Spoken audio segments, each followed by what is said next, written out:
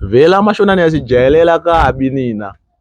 Apha kodwa ziyatunga apha eBulawayo.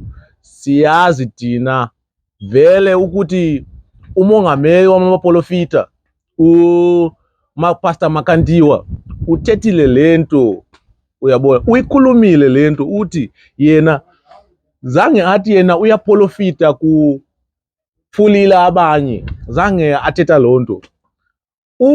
Umprofita uthi yena ufuna kufaka into epokothweni yakhe, uyabona, ehongwe yakhe uzofaka chinu khona lapho, uyabona. So uthi yena ufuna abo amaprofita bathi banye bayabonisa kakhulu, uyabona, ufuna bona babone baveze ukuthi bayabona kanjani.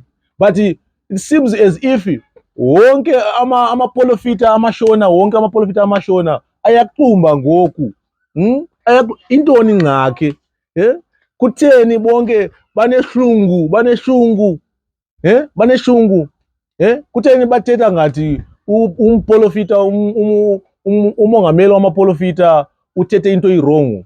Zange ngakhuluma into irongo umongameli wamaprofita uProfeti Makandiwa. Yena uthi akazifaki kule competition, kodwa uyazi yena uyakwazi kuprofita kakhulu. But yena uthi uzithethile ngokwakhe, uzisusile uthi yena mina ndiyayazi, ndiyaphosa, not yonke into ndiyazi yona, uyabona.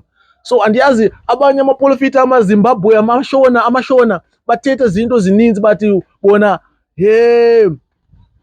yena uyasidelela, kutheni yena ungazifaki? Akazifaki because uyayazi akakwazi kuyenza lento. That's why yena ufuna abantu bayakwazi kuyenza lento, uyabona. So dithi nina amaprofita amashona susijwayela kabi apha kodwa siyathunga, susijwayela kabi apha thina abantwana balobhenkula, sibathola balobhenkula thina, susijwayela kabi amashona.